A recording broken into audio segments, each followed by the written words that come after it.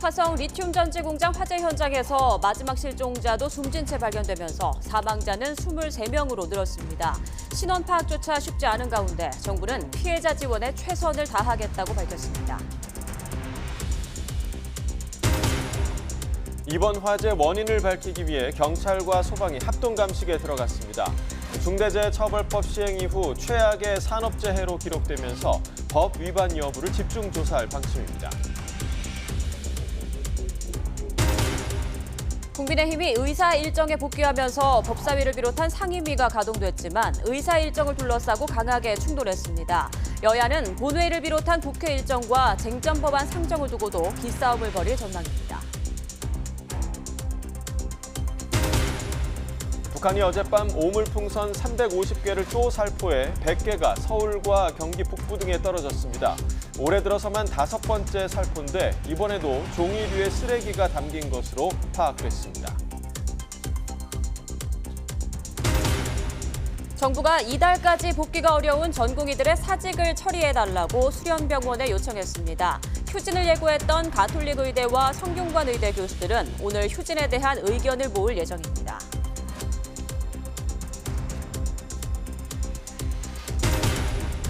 소비자들이 앞으로 1년 동안 물가를 전망하는 기대 인플레이션율이 이달 들어 하락했습니다. 다만 고물가 현상이 이어지고 있어서 체감 물가는 여전히 높은 수준입니다.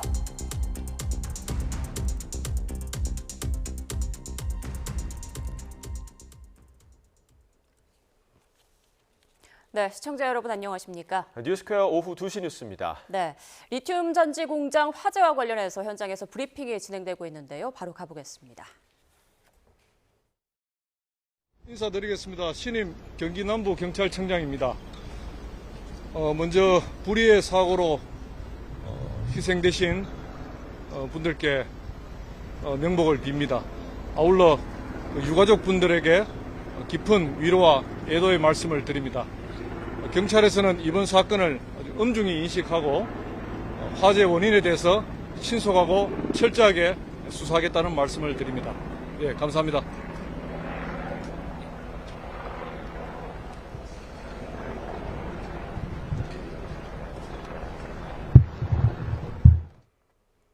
네, 이번 사고와 관련해서 경찰의 짧은 브리핑이 있었습니다. 일단 불의의 사고로 희생되신 분들께 명복을 빈다는 말이 있었습니다. 네, 그리고 이번 사건을 엄중히 인식한다며 화재 원인을 수사하겠다 이런 의지를 밝혔는데요. 경찰과 소방당국의 현장 감식이 계속해서 진행이 되고 있습니다. 네, 자 경기 화성의 리튬 전지 공장 화재 현장에서 시신 한 구가 추가로 수습되면서 사망자는 모두 23명으로 늘었습니다. 네, 방금 말씀드린 대로 경찰과 소방 등 9개 기관의 합동 감식도 계속해서 진행이 되고 있는데요.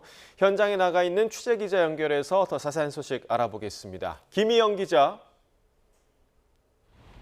네, 김희영입니다. 네, 마지막 실종자로 추정되는 시신이 오늘 수습됐죠. 네, 앞서 11시 반쯤 최초 불이 났던 곳 근처에서 시신 한 구가 추가로 확인됐습니다. 이로써 이번 화재로 인한 사망자는 23명으로 늘었습니다. 지금 진행 중인 합동 감식은 오후 3시를 넘어서 마칠 것으로 예상됩니다. 불은 어제 오전 10시 반쯤 공장 2층 작업장에서 시작된 것으로 확인됐습니다. 리튬 전지 완제품을 검수하고 포장하는 곳이었는데요. 22시간 만인 오늘 아침 8시 50분쯤에야 완전히 잡혔습니다.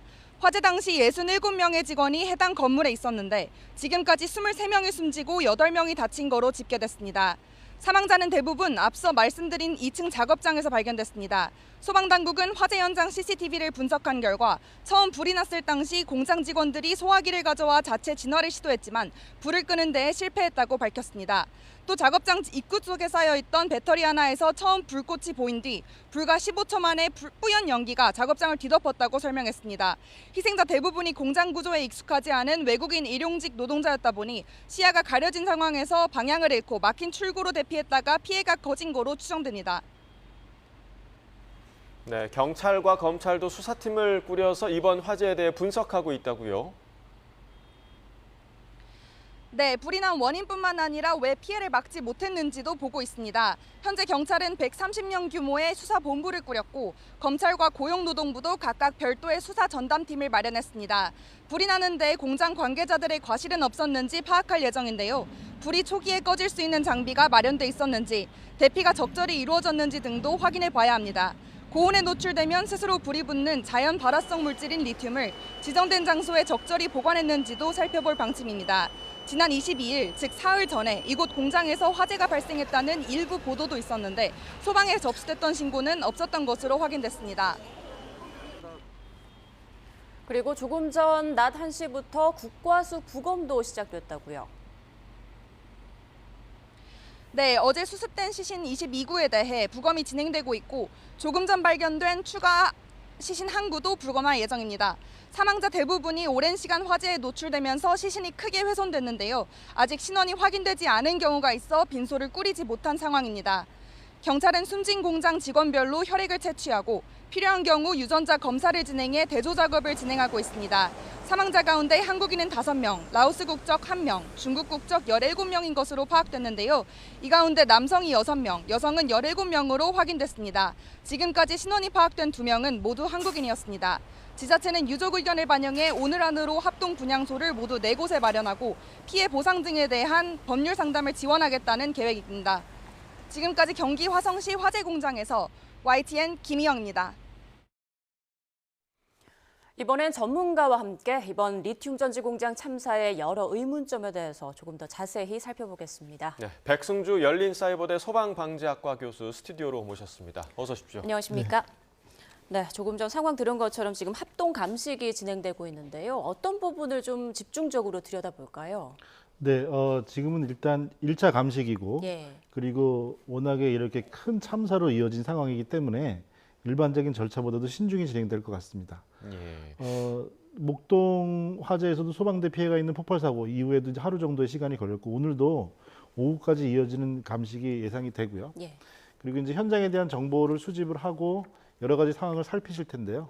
지금 오늘 감식은 일단은 그 발굴, 그러니까 그 와해되고 이런 것들을 하나하나 물리적으로 수거를 하면서 사고 시나리오 과정들을 재생해내는 이 발굴 작업 이전에 사전 정보 수집을 하기 위한 부분이 있겠고요. 그래서 지금 인명에 대한 그 구조 수습은 마무리가 된 상태이기 때문에 이제 화재가 처음에 시작됐을 때부터 어떤 과정으로 이어졌는지까지 그 시나리오를 다시 살려내는 그런 과정을 가지게 됩니다. 지금 말씀해주신 사전 정보 수집이라고 하면 네. 어떤 사전 정보가 좀 포함이 될까요? 네, 일단 그 영상 자료도 그렇고요. 예. 또 3D 공간 촬영을 하게 됩니다. 우리가 이제 발굴과 복원, 화재 조사를 물리적으로 할 때는 그렇습니다. 얼기설기 쌓여져 있는 저런 것들도 하나하나 사고 과정의 증거가 되거든요. 그러면 이것들을 하나하나 걷어내는 과정에서는 전부 다 그 위치와 좌표 형태들을 기록을 합니다. 예. 그다음에 이것들이 왜 이 위치에 이런 순서로 쌓이게 됐는지를 시나리오를 만들게 되는 거죠. 그래서 우리가 원하는 거는 시작부터 끝의 지점인데 지금 상태는 그 화재 조사 측면에서는 중간 지점인 거죠. 그래서 영상 기록과 사전 정보 수집을 한 다음에 이제 그 어떻게 해야 이런 과정이 이루어지게 됐는지 시나리오를 찾아내게 됩니다. 네. 일단 사고 원인에 대해서 좀 집중적으로 이제 파악이 이루어질 텐데 화재가 발생한 곳이 이제 2층이지 않습니까? 네. 이곳이 리튬 전지 이제 완제품을 쌓아놓고 마지막으로 점검하고 포장하는 곳으로 알려져 있는데요. 네. 이게 제조 시설도 아니고 완제품들이 쌓여 있는데 왜 불이 났을까? 어떤 네. 걸 좀 생각해 볼 수 있을까요? 일단 불이 난 원인에서는 리튬이 위험물질이라는 거는 뭐 이전부터 그렇고요. 그 자체가 국내 수십 년 전에 위험물 안전관리법으로도 자연 발화성 금수성 물질로 분류가 돼 있습니다. 지금 화재가 난 상황에서는 어떠한 원인에서건 리튬 배터리에서부터 시작된 폭주가 시작이 됐을 텐데요. 예. 그 과정에서는 지금 살펴보고 싶은 부분은 그 2층의 작업장, 수십 명이 작업을 하는 작업장의 위치가 피난 계단 그 사이에 물건을 쌓아놓는 공간이 있음으로써 중간에서 화재가 발생을 하니까 피난 계단을 쪽으로 뚫고 나갈 수가 없는 상황에서 고립 상황이 이어지는 예. 그런 과정에서는 그래서는 안 되지만 공정이나 작업 공간을 설계할 때는 해당 공간은 창고로 쓰여졌으면 적절하지 수십 명의 막다른 작업장으로 쓰여서는 안 될 공간이었던 것 같습니다. 그래서 예. 그런 것들도 하나 좀 차례적으로 봐야 될 것 같습니다. 예, 그러니까 공간이 잘못 사용된 정황도 있다. 이렇게 좀 이런 보시는 부분을 건가요? 법적인 처벌이나 제한으로 말씀드릴 수는 없습니다. 예, 근데 예. 시나리오를 만드는 과정에서는 음. 좀 잘못된 부분이 있다고 말씀드리고 싶습니다. 네, 그러면 그 합동감식에서 이 리튬 전지를 보관하는 게 좀 그러니까 적절하게 보관을 했느냐 이 부분도 네. 좀 규명이 될 필요가 있을 것 같아요. 네, 지금 같이 질문해 주신 부분에서 겹치는 부분은 뭐냐면 일단 저희가 패케이징, 검수 포장 장소거든요. 그럼 예, 최종 잠시만요. 네, 교수님 잠시만요. 지금 현장에서 공장 대표의 발표가 있을 예정인데 한번 연결해 보겠습니다. 사죄드립니다.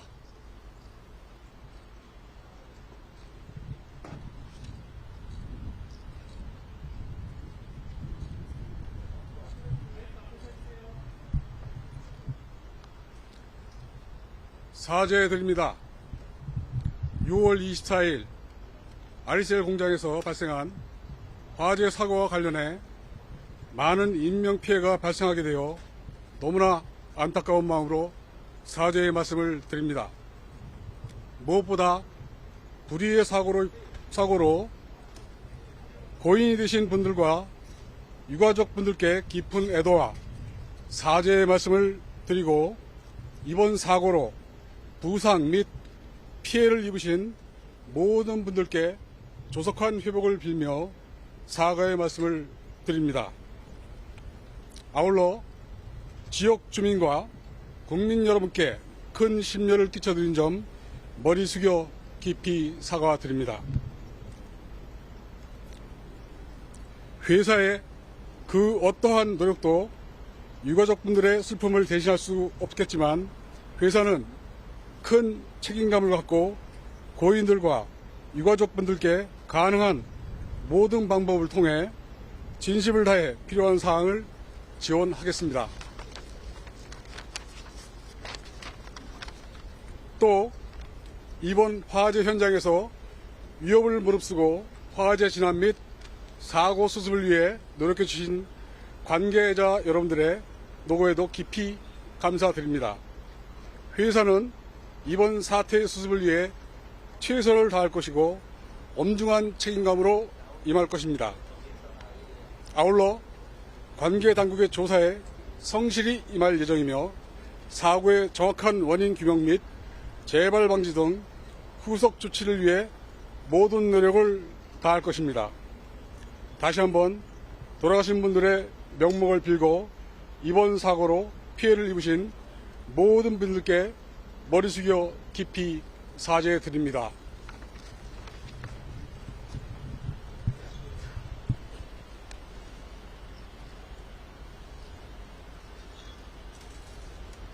현재 사고 수습에 경황이 없는 관계로 주요한 질문 몇 가지만 받도록 하겠습니다.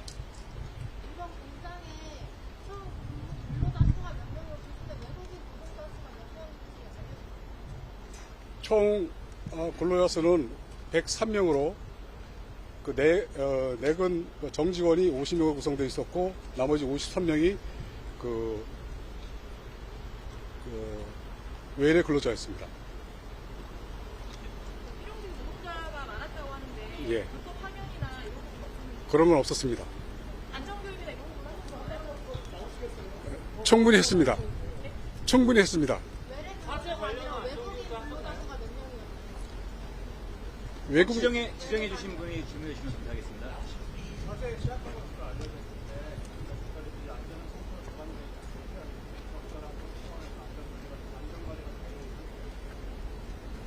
보관 상태는 저희들이 적절하게 보관을 했다고 생각됐고, 다만 그 화재 원인에 대해서는 어쨌든 지금 조사를 정밀조사를 하고 있기 때문에 그 결과를 추후를 봐야 될 것 같습니다.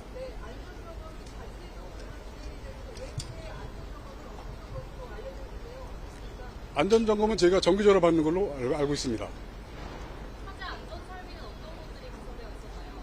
일단 경보장치와 진압장치로 나눠져 있고, 그 다음에 화재가 발생했을 때 탈출할 수 있는 탈출로 그렇게 지금 저희가 구비하고 있습니다. 개인용 소화기 말씀드리는 겁니다. 분말 소화기입니다. 일반 분말 소화기 말씀하시죠? 예. 예?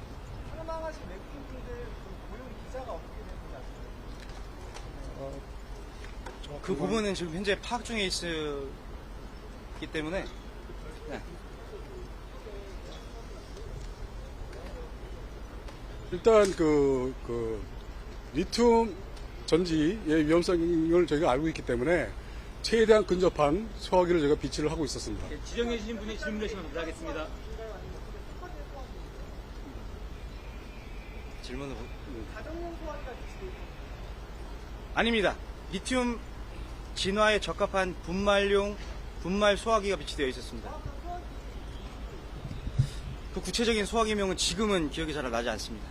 현장에 한국인, 외국인 노동자 수가 각각 몇 명이었는지 궁금합니다. 그 부분은 외래직 말고 한국인, 외국인 수가 궁금합니다. 그 부분은 제가 직접 말씀을 드리겠습니다. 저는 RSL 본부장 박중원이라고 하고요. 그 외국인 숫자에 대해서는 현재 그 사망하신 분들, 작고하신 분들 말씀하시는 건가요? 아니면 아니요, 어제 근무한 전체 근무직이요? 네. 근무직은 한 50명에서 60명 정도로 추산되는 걸로 알고 있습니다. 외국인이요? 예. 전체 공장 인원이요? 전체 공장 인원이 저희 관리직과 외국인 파견직 포함해서 103명, 100명 정도 운영하고 있습니다. 그러면 최근 일주일 전에 뭐 화재가 났었다 이런 식의 얘기가 있었는데 그런 화재 사고가 날 거라는 좀 예측 이런 건 못 하셨나요? 일주일 전이라기보다 정정을 좀 드리면 그 6월 22일 토요일 오후였습니다. 그때 최초의 화재가 현장에서 다른 현장이죠. 그러니까 이동 1층에서 발생을 했었고 그 부분에는 실시간으로 보고받고 현장에 교육받은 작업자가 적절하게 조치를 해서 진화를 마무리 지었고 거기에 따라서 문제가 없다고 판단돼서 생산을 재개했고요. 그때 발생한 화재의 규모나 종류에 대해서는 지금 문제가 되고 있는 화재의 원인과는 지금 다른 것으로 추정하고 있습니다. 다른 기자에게 질문 기회 드리겠습니다. 그 외국인 노동자들 대상으로 안전교육 진행됐다고 하셨는데 정확히 어떻게 진행됐는지 말씀해 주세요. 정기적으로 진행하고 있습니다. 어떻게 무슨 일하자면 출구를 못 찾았다 이런 말이 있어요? 예를 들면 그 출구에 대한 부분 말씀을 드리면 그 저희가 상시적으로 지속적으로 교육을 하고 있고요. 예를 들면 출구 같은 것들은 저희가 외국인 분들께서 작업자 분들께서 그날 처음 출근하셔도 잘 보실 수 있게끔 작업장 곳곳에 저희가 비상 대책 매뉴얼, 비상 대피 매뉴얼을 비치를 해두고 거기에 따라서 잘 대처할 수 있게끔 그렇게 진행을 했고 그리고 정기적으로 저희가 실제로 그 화재 환경을 조성을 해서 분말 소화기로 끄는 교육도 저희가 정기적으로 진행한 바 있습니다. 돌아가신 순분 20일 날 화재가 발생했다고 하셨는데 따로 신고하지 않으신 이유랑 공장 측에서 쉬쉬했다는 유석 측 이야기가 있는데 그거에 대한 입장 좀 밝혀주시면. 쉬쉬하지 않았습니다. 제가 아까 말씀드린 대로 실시간으로 보고받았고 거기에 대한 조치에 대해서 보고받았고 조치해서 문제가 없다는 것까지 저희가 충분하게 보고받았기 때문에 그것을 쉬쉬했다고는 따로 신고하지 않으신 이유가 있습니다. 왜냐하면 자체적으로 문제가 없다고 판단됐기 때문에 그리고 작업을 재개해도 문제가 없다고 저희 생산 쪽도 확인이 됐기 때문에 그대로 저희는 진압을 한 이후에 생산을 진행했습니다. 그 당시 화재 원인이 확인됐습니까? 예? 22일 날 그 화재 원인이 확인됐어요? 화재 원인에 대해서는 원인이라기보다는 작업자가 그 불량셀을 작업하는 불량셀에 대해서 사전에 인지를 해서 별도로 빼놓은 셀에서 화재가 발생하게 한 겁니다. 조금 더 구체적으로 설명해 주실래요? 오동환 수업장이 아닌 것으로 알고 있는데 외국인 근로자들이 파견직인가요? 그 부분에 대해서는 제가 나중에 말씀드리겠습니다.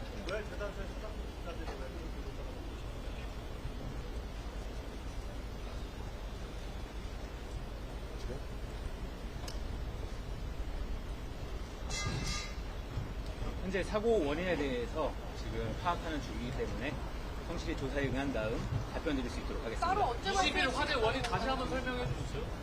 불량세를 따로 빼놓는 거에 대해서 구체적으로 다시 한번 설명해 주시죠. 20일 날 화재. 22일 토요일 화재 말씀하시는 거죠? 네, 22일 토요일 화재는 작업자가 전해액이라는 물질을 주입하는 공정에서 전해액을 주입한 이후에 배터리가 온도가 급상승하는 것을 스스로 알아채서 자체적으로 그걸 불량으로 인지를 하고 그거를 푸드박스라고 하는 별도 공간에 비치를 해서 혹시 모를 상황에 대비를 해놓은 상황에서 얼마 지나지 않아서 화재가 발생한 겁니다. 대표이사님께서 불법 파견 소지 없다고 하셨는데 파견직에 대해서 왜 제대로 대답하시는 겁니까? 구체적으로 말씀해 주세요. 관련하신 질문은 저희가 추후에 언제 답변하고 답변드리겠습니다. 얼마나 가까이 배우자가 불법 파견은 아닙니다. 불법 파견은 아니고 저희들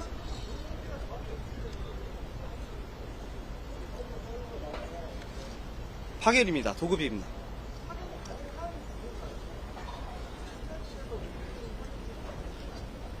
가능한 걸로 알고 있습니다. 도급 계약을 맺고 있어가지고 그 돌아가신 20분에 대한 업무 지시는 파견 업체에서 내렸나요? 아니면 아리셀이나 파견 업체에서 내린 걸로 알고 있습니다. 파견 업체 직원이 그러면 여기서 상주하고 직원들한테 업무 지시를 내렸단 말인데 그러면 아리셀 직원은 그 파견 직원 교육을 한 건가요? 이렇게 업무를 지시를 해라 이렇게 그 디테일한 내용에 대해서는 현재 저희도 상황 파악 중이라서 지금 그 부분에 대해서는 구체적으로 답변 드릴 수가 좀 없을 것 같습니다. 네, 죄송하지만 질문 5가지만 받고 종료하도록 하겠습니다. 예. 대표 최준 대표와는 전혀 관계 없습니다. 예.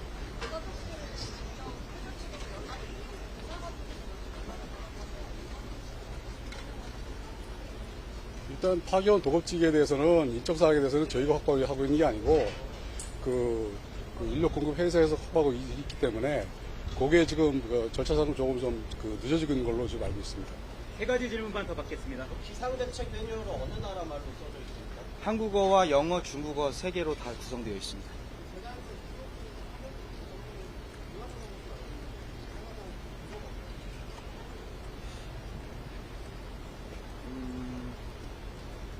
항상 어디 갔어요?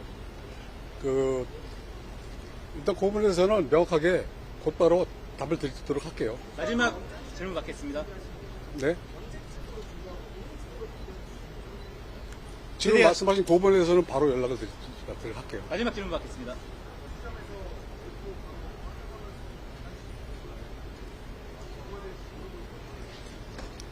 아까 말씀드린 것처럼 저희가 현장 곳곳에다가 비상대피 매뉴얼과 비상대피 지도를 그려놓고 저희가 그걸 통해서 교육을 철저히 해왔습니다. 출입구 위에 비상구가 있었나요? 안전보건 규칙에 따라서 위험물질 취급하는 사업장에 출입구 위에 비상구가 필요한데요.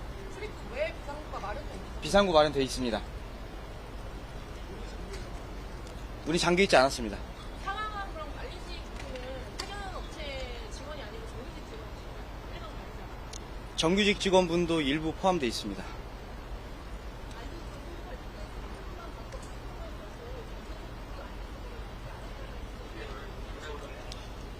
그 부분에 대해서는 정기적으로 저희가 그 관련된 법에 의거해서 적절하게 받았던 걸로 파악하고 있습니다.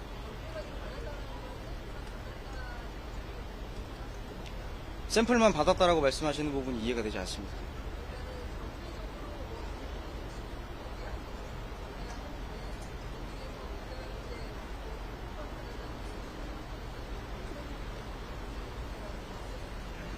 그 부분에서는 추후 파악이 되면 별도로 저희가 소명하겠습니다.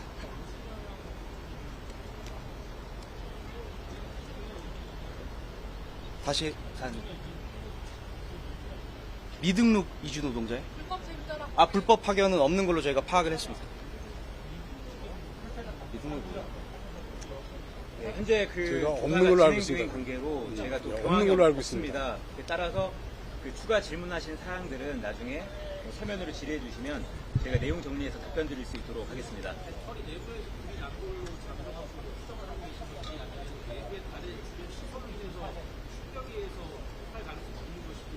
정확한 부분은 뭐 정밀 검사를 해봐야 알겠지만 어쨌든 배터리 내부에서 뭐로 추정이 됩니다만 일단 결과는 봐야 됩니다. 현장 감식에 적절하게 따르겠습니다.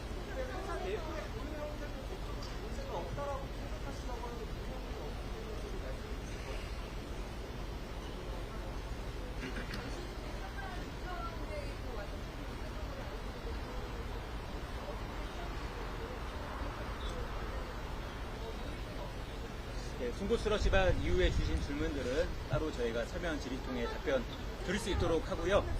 저희가 이제 이후 이제 조사 네, 과정도 좀 리튬 남아 전지 지금 공장 보고서는 측이죠. 주식회사 아리셀 대표와 본부장이 나와서 사과와 입장 발표를 했습니다. 일단 유가족들에게 사죄의 말씀을 드린다는 입장 발표가 있었고요. 안전교육을 충분히 했고 안전점검도 정기적으로 이루어졌다. 그리고 관계당국의 조사에 성실히 임할 예정이라는 발표도 있었습니다. 네, 그리고 여러 기자들의 질문이 있었는데 이와 관련해서 이제 본부장이 답변을 대체적으로 좀 했습니다. 지난 토요일에 있었던 앞선 화재에 대해서 불량셀로 인한 화재였고 쉬쉬한 것이 아니다. 그리고 출구에 대한 교육 상시적으로 하고 있었고 또 분말 소화기로 끄는 교육도 함께 진행을 했다. 이렇게 이야기를 했습니다. 더 자세한 내용은 이어지는 순서에 다시 한번 좀 해보도록 하고 네. 이어서 이정식 고용노동부 장관 주재로 열리는 중앙사고수습본부 1차 회의 현장으로 함께 가보겠습니다. 중앙사고수습본부 본부장 이정식입니다. 사고 수습으로 바쁘실 텐데 참석해 주셔서 감사드립니다. 어제 화성 서신면 소재 1차 전지 제조 공장에서 너무나 안타까운 사고가 발생했습니다. 공장 일부에서 발생한 화재로 22분의 소중한 생명이 유명을 달리하셨고 실종자로 추정되는 시신을 오늘 오전 중에 수습했습니다. 먼저 돌아가신 분들의 명복을 빌며 유가족 여러분께 깊은 위로의 말씀을 드립니다. 현재 정부는 상황을 엄중하게 인식하고 수습에 최선을 다하고 있습니다. 어제 오후 대통령께서 직접 사고 현장에 방문하셨습니다. 화재 원인에 대해 철저히 파악하고 유사업체에 대한 안전 점검과 재발 방지 대책 수립에 만전을 기하라는 지시가 있었습니다. 국무총리께서도 사고 직후 현장을 찾아 신속한 사고 수습을 당부하였으며 여야 지도부가 직접 피해 상황을 점검하였습니다. 오늘 이 자리 역시 관계부처 간 역할 분담을 통해 신속히 사고를 수습하고 유가족 지원 및 재발 방지 대책 마련 등 후속 조치를 철저히 해 나가기 위해 만들어졌습니다.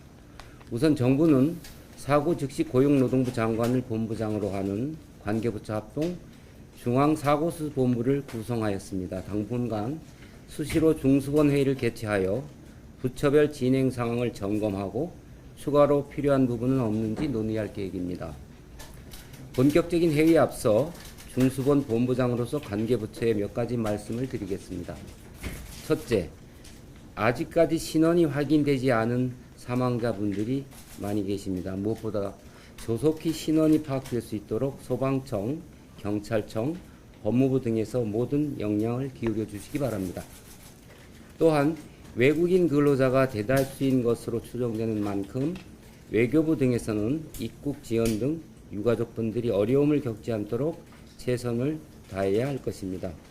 유가족이 확인되는 대로 그분들의 애로사항에 적극적으로 귀 기울이고 문제 해결에 적극 노력해 주시길 바랍니다. 행안부, 경기도, 화성시 등에서는 유가족 장례 지원이나 유족과 사업주 간 협의가 원만히 진행될 수 있도록 지원해 주시고 고용부에서도 현장의 근로복지공단을 중심으로 산재보상 대책반을 구성한 만큼 산재보상을 신청할 경우 즉시 상담 및 안내가 이루어질 수 있도록 조치하여야 합니다.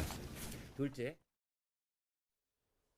네, 중수본 회의 현장 잠깐 보셨는데요. 계속해서 백승주 교수와 함께 이번 참사와 관련해서 이야기 나눠보겠습니다. 자, 교수님 앞서 공장 측의 입장 들어보셨는데요. 좀 들어보셨을 때 어떤 점이 좀 눈에 띄었습니까? 네, 뭐 적극적인 사과에 대한 부분 또 그리고 이 참담한 상황에서 국민 여러분 누구나 이렇게 같은 그 마음을 느끼실 텐데요. 네, 그리고 이제 그 이후에 이제 기자회견에서 이어지는데요. 사실은 그렇습니다. 이게 원인과 그 과정을 조사하고 밝혀내는 과정이 저 같은 재난 전문 입장에서는 책임자를 추궁하는 것이 아니고 이런 재발을 막기 위한 메시지를 만들어내는 과정이거든요. 예.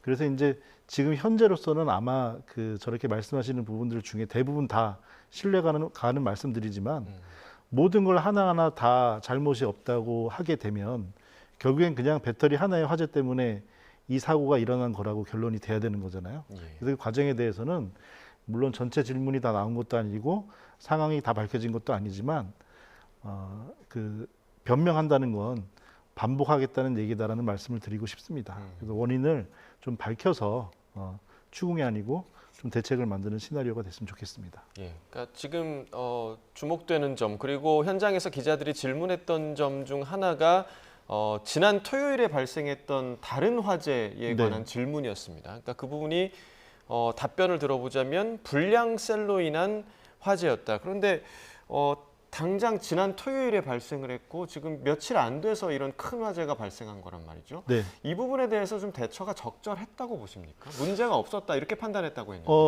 일단 조금 분리되는 과정에서 아마 동이 다르지 않았을까 싶은데 해당하는 3동은 2층이 옥내 인화성 액체 저장소가 있었고 2층이 건품 패키징 장소였는데요. 조금 전에 그 발표에서 보면 전해액을 주입하는 중에 온도 상승이 높아져서 후드 박스에 넣어뒀다고 했어요. 이 절차는 매뉴얼로서 정확합니다. 그러니까 전해액을 넣는 상황은 이 건전지 배터리 입장에서는 상당히 불안정한 상황이거든요. 그 상황에서는 온도가 올라간다는 거는 반응이 무한 루프의 폭주 과정에 들어갔다는 얘기죠.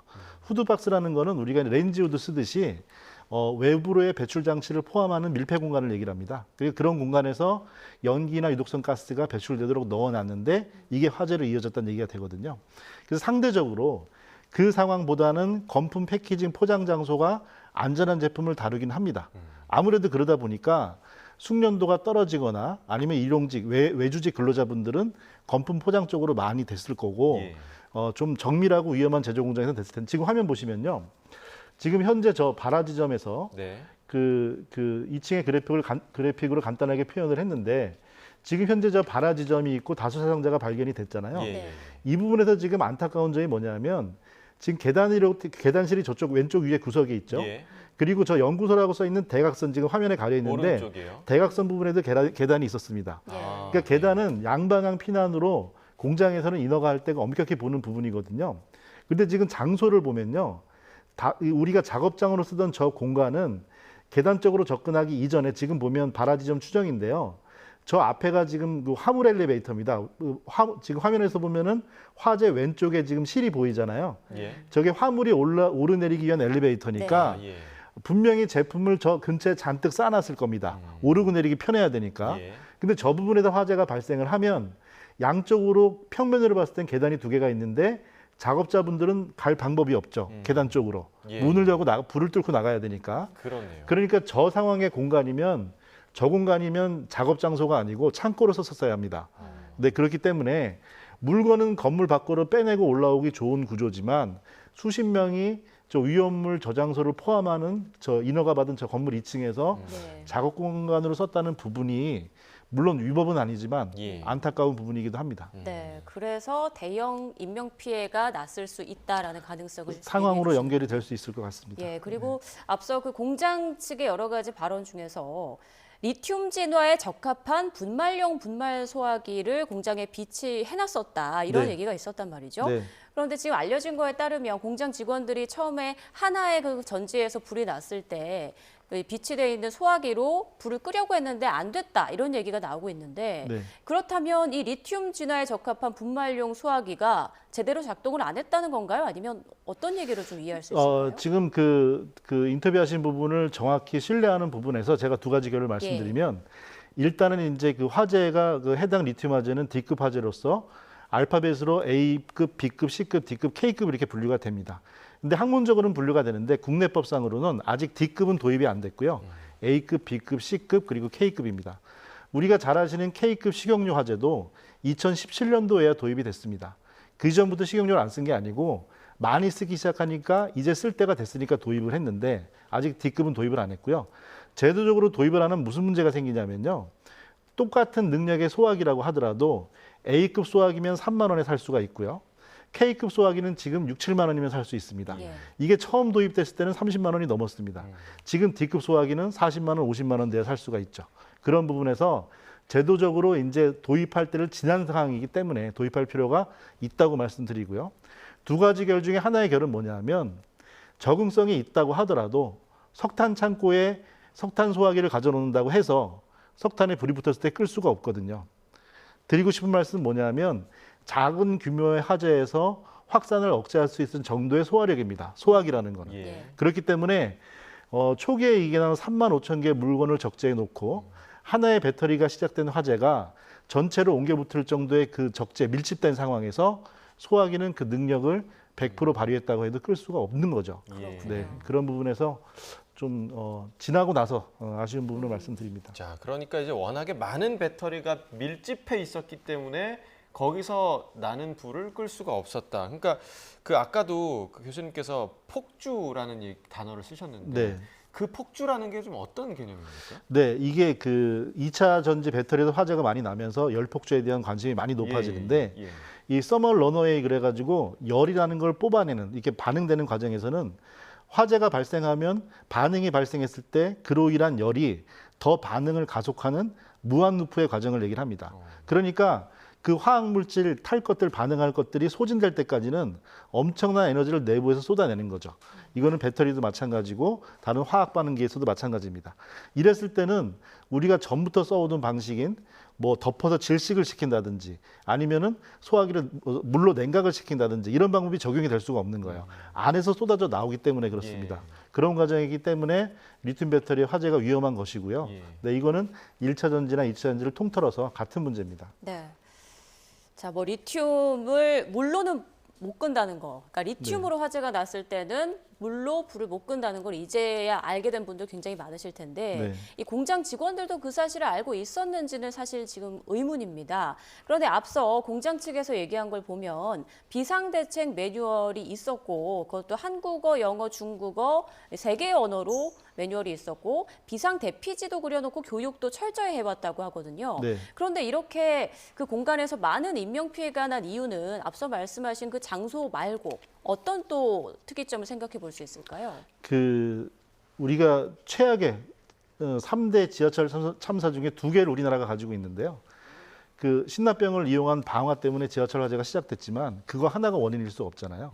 그 말씀드린 과정에서 장소 부분을 제가 짚는 부분은 그거 하나일 수도 있지만 우리가 이제 그 사고 실험, 최악의 시나리오를 만들어 보는 과정을 얘기를 합니다.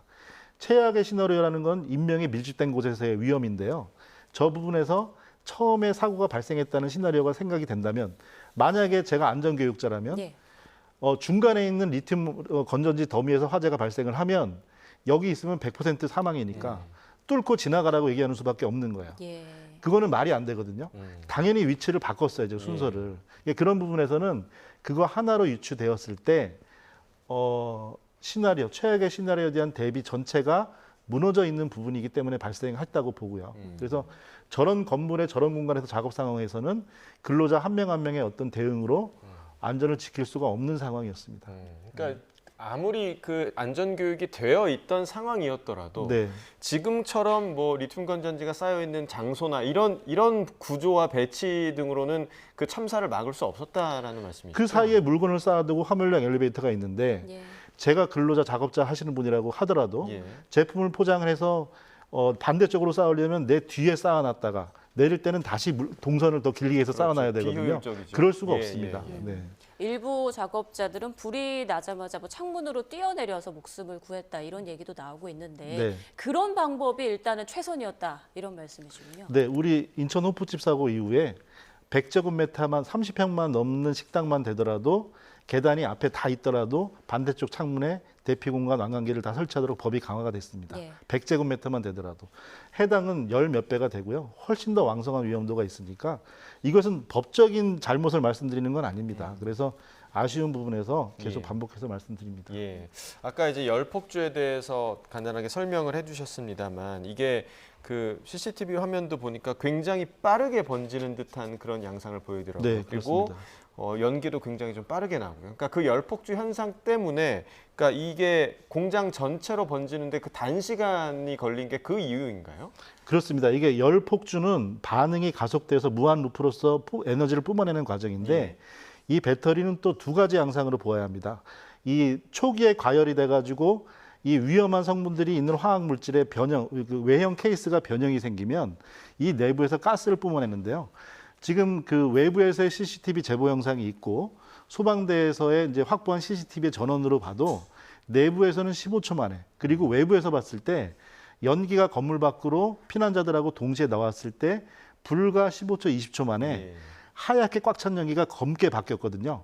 그러니까 흰 연기와 검은 연기는 화재 상황으로 봤을 때 흰 연기는 타기 직전에 가연성 가스를 뿜어내는 반사성이 높은 연기고요.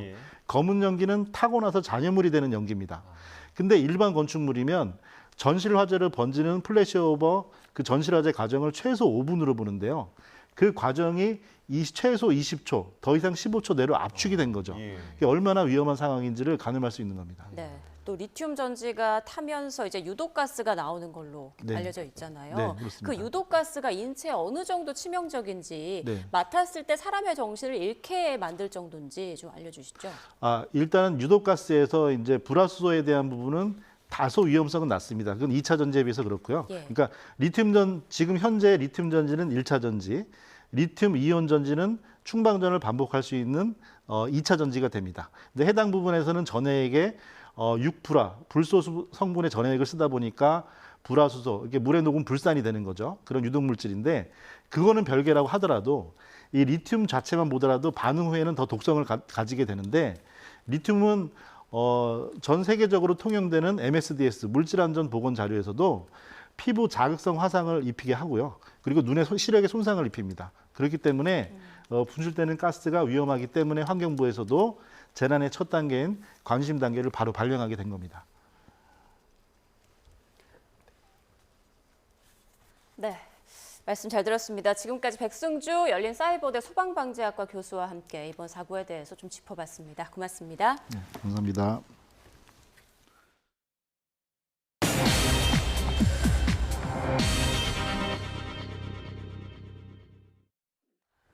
북한이 어젯밤부터 350여 개의 오물 풍선을 날려 이 가운데 100여 개가 우리 지역에 떨어진 것으로 집계됐습니다. 대부분 쓰레기였고 분석 결과 위해 물질은 발견되지 않았는데요. 취재기자 연결해서 자세한 소식 듣겠습니다. 조용성 기자.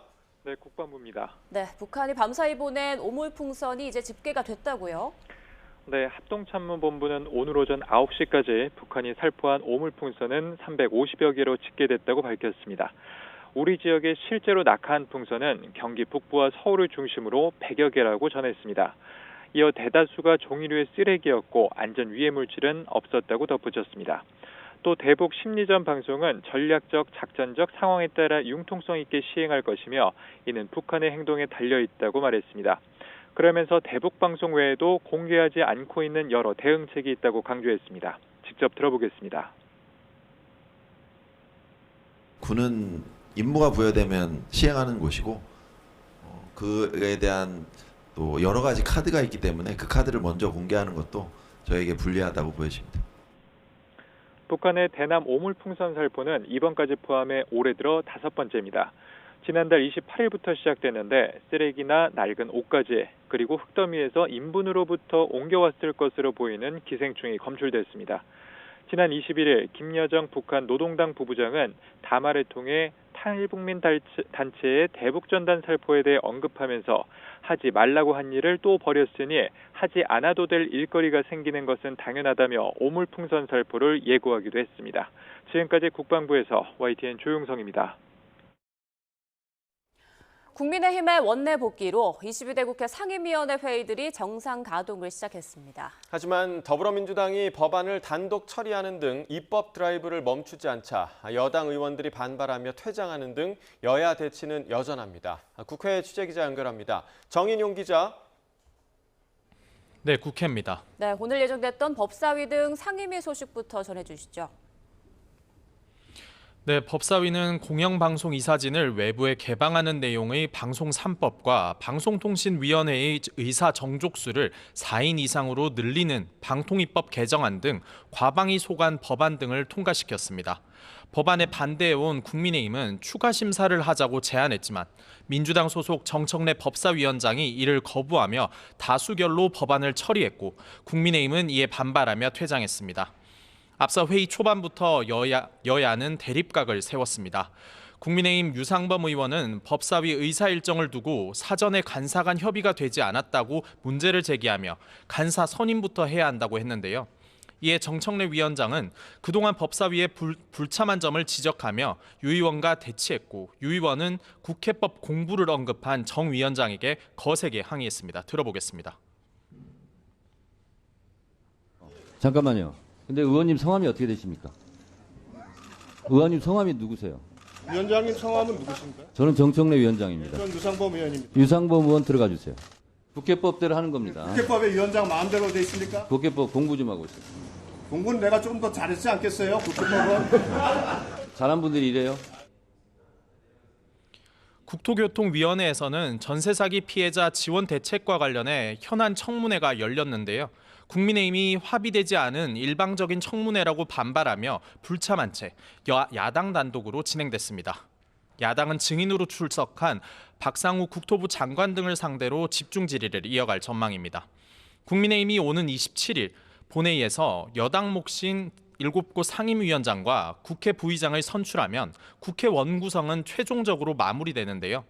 민주당은 다음 달 4일까지인 6월 임시국회가 끝나기 전에 최상병 특검법 본회의 통과까지 각종 의사 일정을 질체 없이 추진하겠다는 입장인 반면 국민의힘은 민주당의 독주라며 반발하고 있어 또 한 번 충돌이 예상됩니다. 차례로 들어보겠습니다. 22대 국회 들어서서 저희가 또 총선할 때 공약으로 최혜병 특검법 바로 저희가 발의해서 통과시키겠다라고 하는 것을 대국민 약속을 했기 때문에 상호 존중을 기반으로 여야가 합의한 대로 의사일정을 진행하고 서로를 존중하며 회의를 진행하는 것이 민주당이 줄기차게 외쳐온 국회 정상화의 진정한 모습일 것입니다. 네, 국민의힘 당권 경쟁 소식도 알아보죠. 한동훈 전 비상대책위원장을 겨냥한 견제가 계속되고 있다고요? 네, 최근 한동훈 전 위원장이 윤석열 대통령에게 당 대표직 출마를 알릴 때 10초간 통화했다는 전언을 두고 거듭 불화설이 흘러나왔는데요. 한 전 위원장은 방송 인터뷰에서 대화하는데 10초로 되겠느냐며 이 같은 주장은 낭설이라고 일축했습니다. 오히려 자신이 당대표가 되면 당정 관계가 훨씬 건강해지고 서로 존중하는 관계가 될 거라고 강조했습니다. 또 한 전 위원장이 던진 제3자 추천 최상병 특검법을 두고는 당권 경쟁 초반부터 친한대 반한 구도도 형성되는 분위기인데요. 친윤계 의원은 YTN과 통화에서 한 전 위원장이 최상병 특검법의 원론적 참석 입장을 밝힌 것을 두고 당내 반발이 크다며 당원 여론에도 영향을 미칠 것이라고 분석했습니다. 정권을 흔들려는 민주당의 노림수에 말려드는 것 아니냐는 지적입니다. 반면 친한계인 장동혁 의원은 라디오 인터뷰에서 한 전 위원장이 제시한 특검이 국민 눈높이에 맞는 대안이라고 강조했습니다. 오히려 더 이상 민주당에 끌려다니지 않고 특검에서 빠져나와 민생 이슈로 나아갈 수 있다는 겁니다. 이런 가운데 오늘 6.25 74주년을 맞아 핵무장론도 화두로 떠올랐는데요. 나 의원은 이제 핵무장을 해야 할 때라고 했고 윤상현 의원은 당장은 핵무장이 어렵다면서 제한적 의미 핵무장 가능성을 주장했습니다. 다만 원희룡 전 국토부 장관은 SNS에 독자적 핵무장은 당장 할 수 있는 것이 아니라며 한미 해구산의 실효성을 확보해야 한다고 적었습니다. 한동훈 전 위원장도 국제 제재를 고려해 핵무장을 할 수 있는 잠재적 역량을 갖추는 게 필요하다는 입장을 밝혔습니다. 네, 민주당 상황도 보겠습니다. 차기 지도부는 이재명 대표의 여임론에 힘이 실리는 분위기라고요. 네, 민주당은 내일 차기 지도부를 선출할 전당대회 준비위원회와 선거관리위원회를 꾸립니다. 내일 결정될 전준 위원장이 구체적인 전당대회 일정을 발표할 거로 보이는데요. 다음 달 초부터는 후보 등록이 본격화할 전망입니다. 아직까지 대항마가 나타나지 않으면서 이재명 대표의 단독 출마 가능성도 제기되고 있습니다. 이 대표는 어제 당 대표직에서 사퇴했고 사실상 연임 도전을 시사하며 고심에 들어갔습니다. 친명 좌장으로 불리는 정성호 의원은 이 대표가 연임에 나설 수밖에 없는 상황이라며 이 대표 리더십을 부각했습니다. 들어보겠습니다. 윤석열 정부의 무도함과 폭정을 막아내고 또 새로운 정책적 대안을 만들려고 하면 확고한 리더십이 있어야 되는데 일단 당원들의 지지를 이재명 대표가 강력히 받고 있고 김병주, 강선우 의원 등 친명계로 분류되는 인사들이 최고위원 출사표도 잇따르고 있는데요. 이재명 대표의 일극체제 강화로 당의 외연 확장이 어려울 것이란 우려도 나오고 있습니다. 지금까지 국회에서 전해드렸습니다.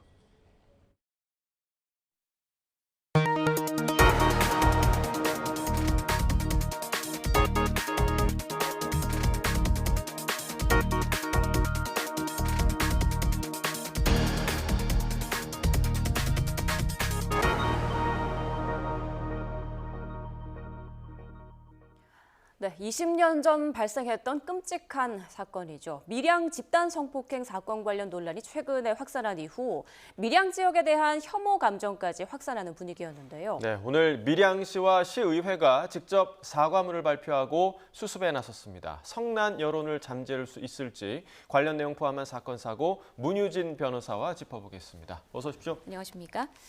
자, 오늘 밀양시장이 이제 밀양시청에서 밀양 성폭행 사건과 관련해서 이제 직접 사과문을 발표했다고 하는데요. 자, 자신의 임기 중도 아니고 이거 수십 년 전에 발생한 사건과 관련해서 이렇게 시장이 사과를 하는 건 참 이례적인 것 같아요. 아, 네. 밀양하면 사실 성폭행보다도 영화를 떠올리시는 분들도 많을 것 같아요. 2007년 개봉한 밀양이라는 영화는요, 이 주연 배우 전도연 씨가 한국 배우 최초로 이제 칸 영화제 여우주연상을 수상하는 등 밀양이라는 지역명 자체가 우리에게는 긍정적인 의미를 주는 단어였습니다. 하지만 이제 이후 2014년에 이 한공주라는 영화가 만들어졌어요. 이 영화가 바로 2004년 밀양의 고등학생 44명이 여중생을 지속적으로 집단 성폭행한 실화를 바탕으로 만들어진 영화입니다.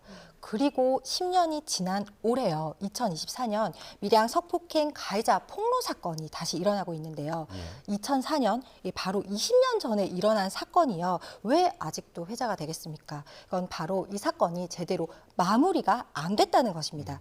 처벌이 제대로 이루어지지 않고 피해 회복도 잘 안 되었으니까 지속적으로 문제 제기가 되고 있고요. 따라서 다시 현재 법적인 처벌이 가능한가는 별도로 하더라도 이 밀양시의 지자체장이 사과문을 발표하는 것은 이 지자체장으로서 책임 있는 태도라고 보입니다. 네, 자, 이 밀양시장이 오늘 오후 2시에 사과문을 발표했다고 하는데 그 화면이 저희 지금 들어와 있습니다. 함께 보시고 이야기 나눠보겠습니다.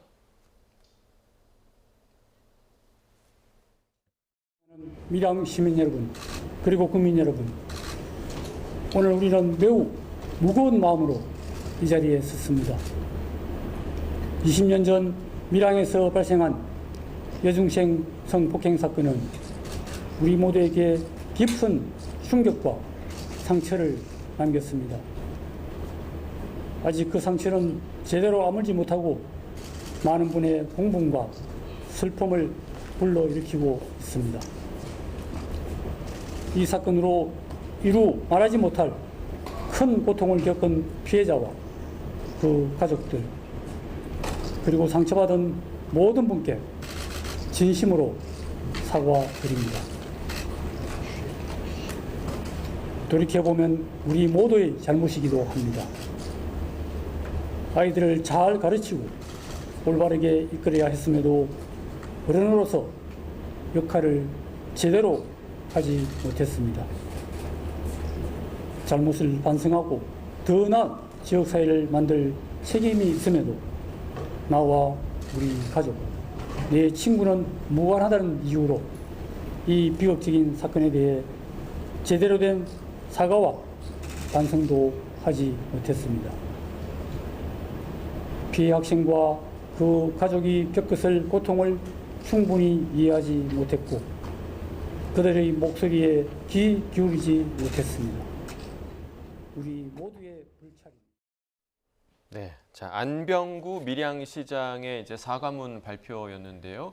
뒤에 이제 시의원들도 함께 한 것으로 좀 보이고 20년 전 사건에 대해서 지금 현 시장이 사과문을 발표를 한 사실 굉장히 좀 이례적인 상황인데 뭐 앞으로 이제 더 안전한 사회를 만들겠다 이런 의지도 좀 담긴 것으로 보입니다. 사과문 좀 어떻게 보셨어요? 저도 이제 들어오기 전에 사과문을 조금 봤는데 예. 사과문을 발표한 것 자체는 굉장히 시장으로서 책임 있는 태도로 보입니다. 하지만 내용이 조금 추상적인 부분이 아쉽습니다. 예. 먼저 일반 시민들이 무엇을 제일 원하겠습니까?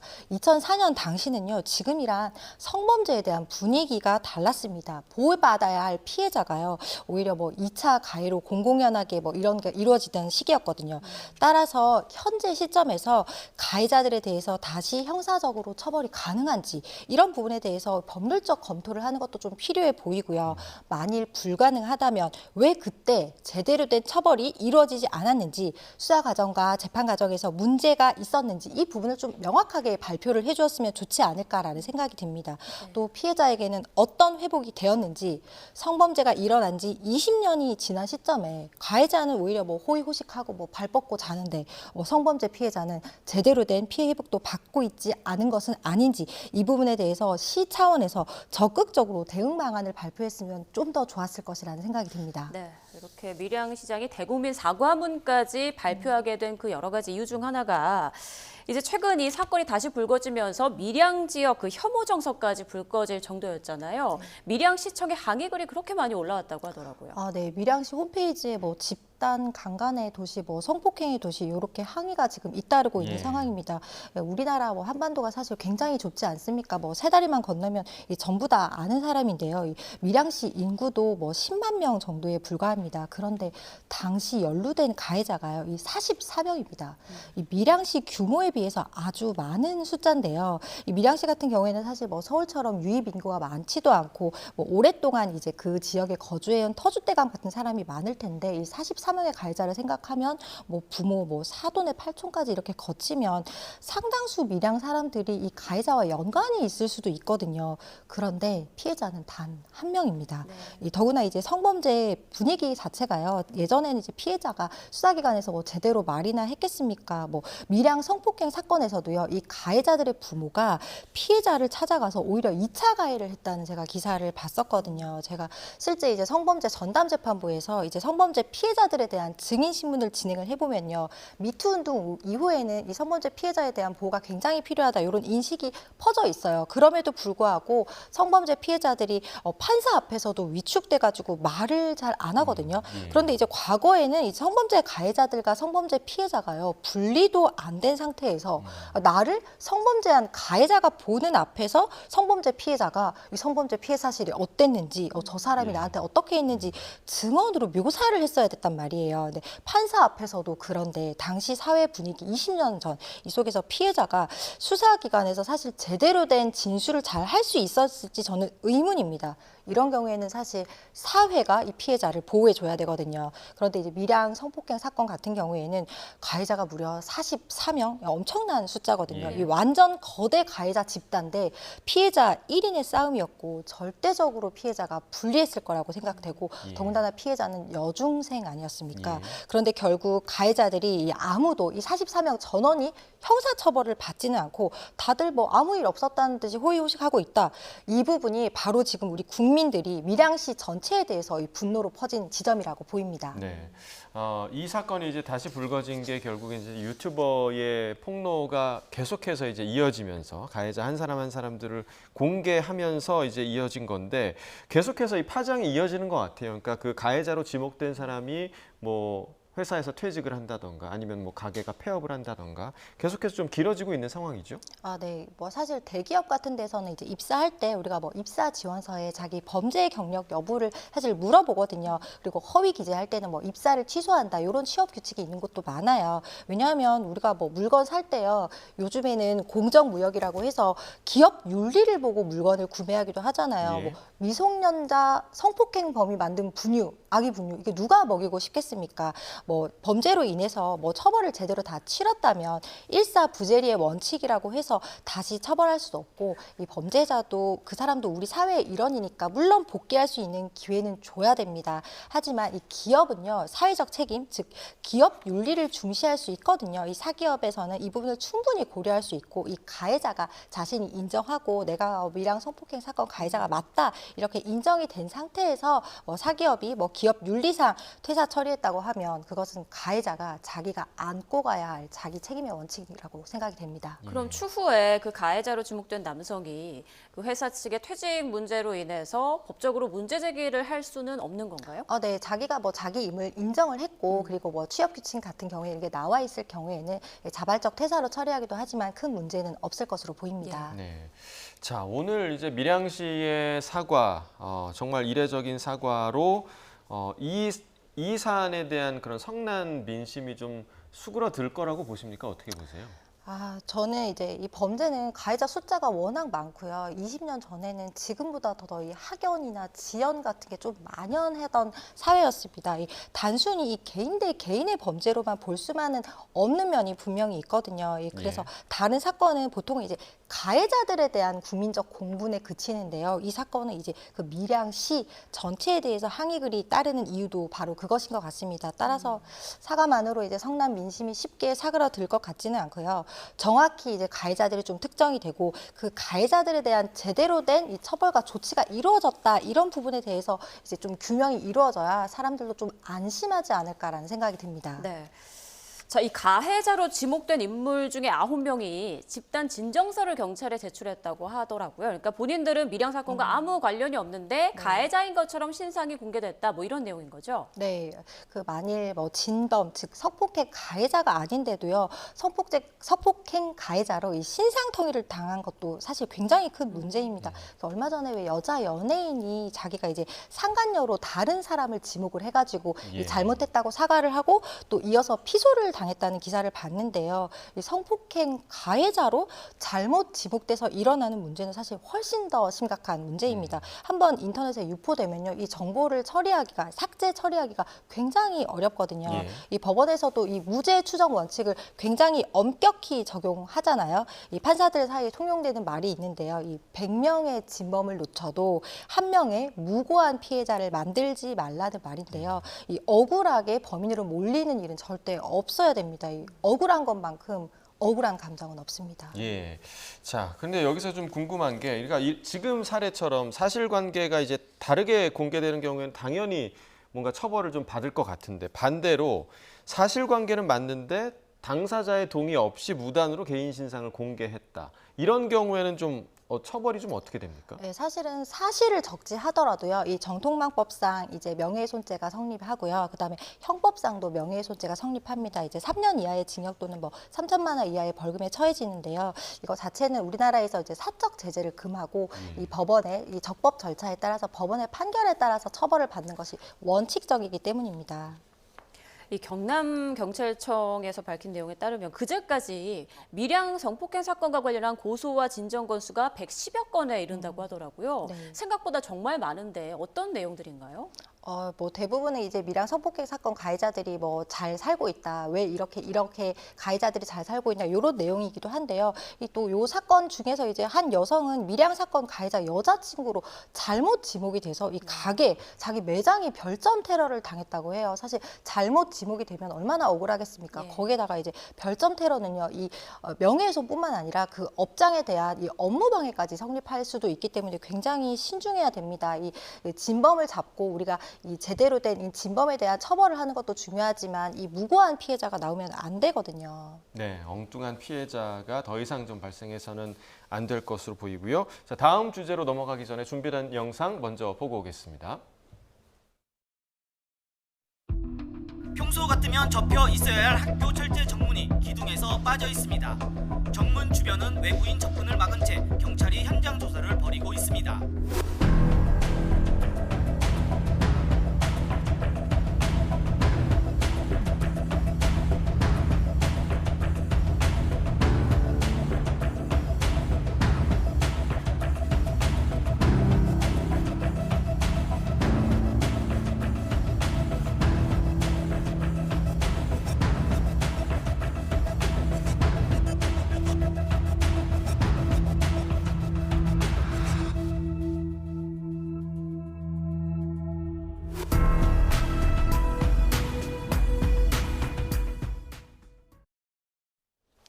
네. 매일 교문을 열어주던 경비원이 그 교문에 깔려서 세상을 떠난 아주 충격적인 좀 소식이었는데 이게 철제 정문을 열다가 경첩 부분, 그러니까 문과 그 기둥 부분을 이어주는 경첩 부분이 파손되면서 참극이 발생했다고 하더라고요. 네, 청주의 한 고등학교에서 오전 6시 17분경 이 철제 교문에 경비원이 깔려 숨지는 일이 발생했습니다. 이 정문의 경첩 부분이 이제 파손된 채 이 철제 정문에 깔렸는데요. 마침 인근을 지나가던 행인의 도움으로 이 철문 아래에서는 빠져나왔지만 결국 병원에서 숨졌다고 합니다. 그런데 사건 발생 10분 전에요. 이 교문 닫혀진 교문을 열겠다고 이 교문을 붙잡고 앞뒤로 거세게 흔들던 한 여성이 CCTV 화면에 포착이 되었다고 합니다. 네. 그러니까 그 부분을 수사 과정에서 유심히 볼 것 같아요. 네, 맞습니다. 이 여성이 이 셋장사를 거세게 흔들었다고 해서 사실 문이 바로 부서진다면 그것도 사실 문제가 있겠지만 이 여성 자체가 이 잠겨있던 교문을 억지로 열려고 이 거세게 흔들어서 결과적으로 이런 사고가 발생하였는지 여부는 이제 현장 감식을 통해서 밝혀져야 합니다. 네, 자 지금 정확한 원인은 이제 말씀하신 대로 이제 현장 감식을 통해서 밝혀져야겠지만 만약에 그로 인해서 사고가 났다면 책임 소재는 그럼 어떻게 되는 건가요? 네, 이 여성에게 이제 일단 재물손괴죄가 성립할 수 있는데요. 여기에 대해서 이제 과실치상, 과실치사 이런 부분이 성립하는 것까지는 조금 더 봐야 할 것 같습니다. 그렇군요. 이게 1999년에 설치된 것으로 알려져 있는데요. 한 장 무게가 300여 킬로그램, 상당한데 이 두 쪽 문이 한꺼번에 덮쳤다고 하더라고요. 맞습니다. 이 철제 교문 자체가 우리 어린 시절 초등학교 가보면 알겠지만 굉장히 두껍고 이게 높이가 2m에 이르고 두께도 뭐 한 요 정도 7cm 정도에 이르렀다고 합니다.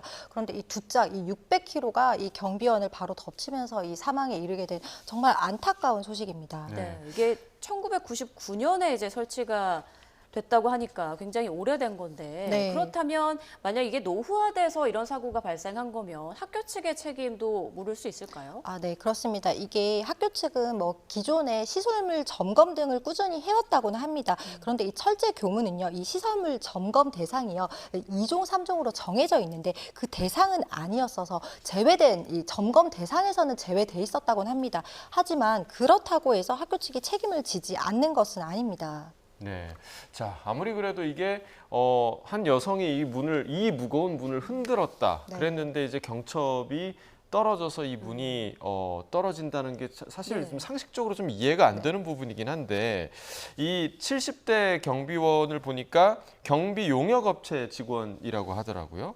노동당국이 이제 업체 대표를 상대로 중대재해처벌법 위반 여부도 조사 중인 것으로 알려졌습니다. 이 경우에도 좀 이 사건이 좀 해당이 되는 사건인 건가요? 네, 중대재해처벌법이 이제 제정이 됐는데요. 이 사업장에서 이 안전조치 의무를 위반하면 그 인명피해를 발생하게 한 경우에 이제 사업주 등을 처벌하는 규정입니다.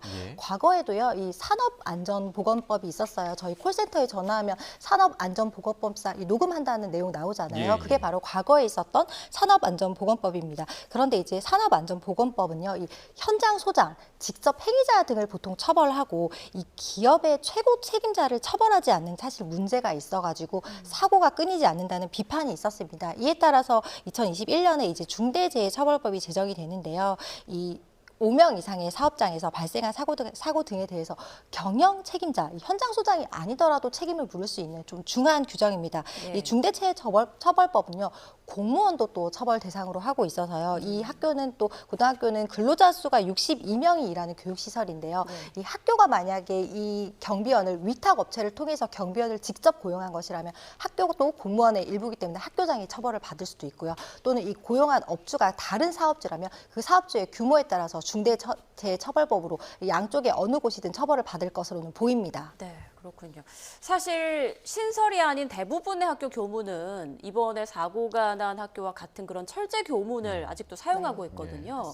이번 사고로 인해서 대대적으로 점검을 해야 하는 게 아니냐 이런 목소리도 나오던데요. 네, 당연합니다. 이 사건 사고는요, 오래된 시설물에 대한 이 점검이 부족한 점에다가 사실은 여성이 이제 문을 흔든 부분도 어느 정도 복합적으로 원인이 돼서 발생한 사고로 보이기는 합니다.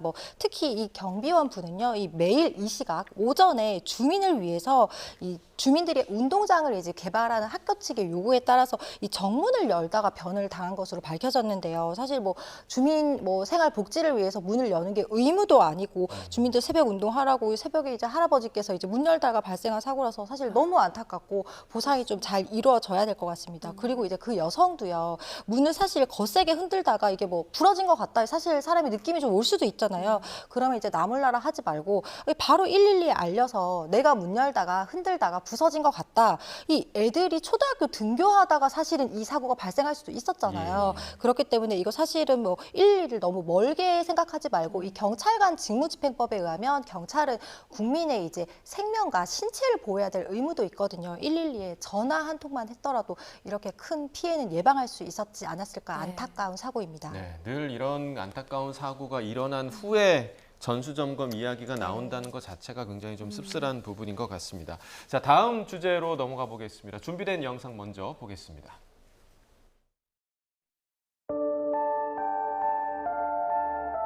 저희 부모님과 저로 인해 피해를 입으시고 상처를 받으신 분들께 진심으로 사과를 드립니다. 피해자 한 분 한 분을 먼저 만나서 그분들께 먼저 사과드리는 게 저에게는 먼저였습니다. 그러다 보니 6년이라는 시간이 지났습니다.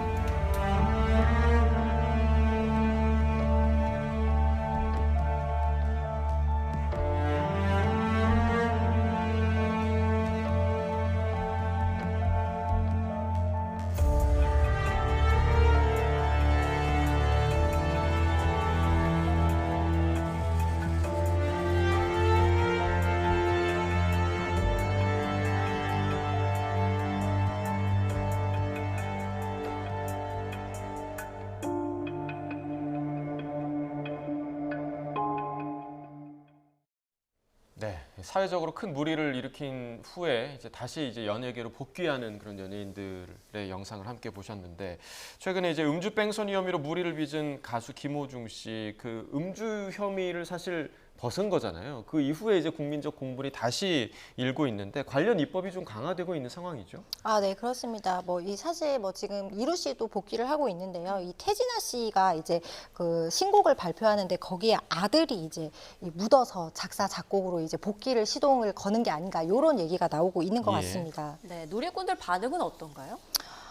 누리꾼들 반응은 냉담한 반응도 사실 있는 것 같은데요. 이 연예인은 사실은 청소년들에게는 사실 엄청나게 큰 영향을 많이 미치거든요. 근데 사회적 물의를 빚고도 제대로 된 자숙 없이 복귀를 하면 그 정도 범죄는 괜찮은 거 아니야. 이렇게 사실 그릇된 인식을 심어줄 수 있습니다. 이루 씨 같은 경우에는요, 사실 김호중 사건 이전에 이 구속이 없이 이 똑같이 음주운전과 운전자 바꿔치기로 징역형의 집행유예를 선고받는데 그쳤는데요. 최근에 김호중 씨 구속되는 걸 보면 연예인들도 무서워서 이런 것에 대해서 좀 조심하지 않겠습니까? 이 제대로 돼 이게 떳떳하게 이렇게 처벌을 받고 나서 복귀하는 것이 아닌 이상 이루 씨처럼 아버지의 곡 참여를 하는 방식으로 이 대중의 좀 반응을 살피면서 복귀하는 이런 방식에 대해서는 대중의 냉정한 평가가 좀 필요한 시점인 것 같습니다. 예, 지금 앞서 영상에서 봤던 래퍼 마이크로닷 같은 경우는 부모의 비투 논란이 좀 문제였잖아요. 네, 그 사안이 조금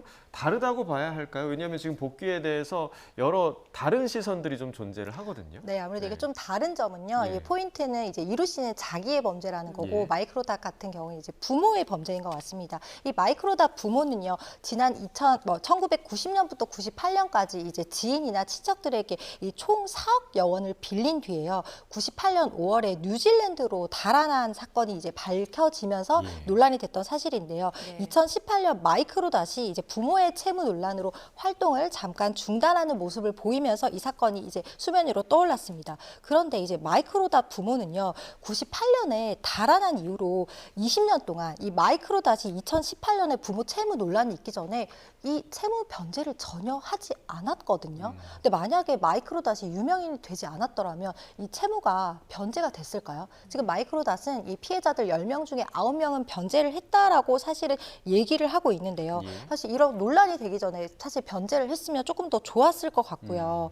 또 사실 이 가족 범죄가요, 이 비난받는 이유는요, 이 사실 뭐 우리가 금수저 뭐 이런 흑수저 이런 논란이 있지만 이거 좀 비유를 하자면 이 훔친 수저라는 것입니다. 훔친 수저. 네, 예. 이 피해자들의 피 같은 돈으로요. 이 마이크로닷이 직접적 가해자는 아니지만 이 피 같은 돈으로는 자기가 성장을 하고 교육을 받았다면 이 법적으로는 책임이 없더라도 사실 도덕적, 윤리적으로는 마이크로닷이 부모 대신 변제를 해야 되는 것이 바람직하지 않은가 저는 사실 이렇게 생각합니다. 네, 알겠습니다.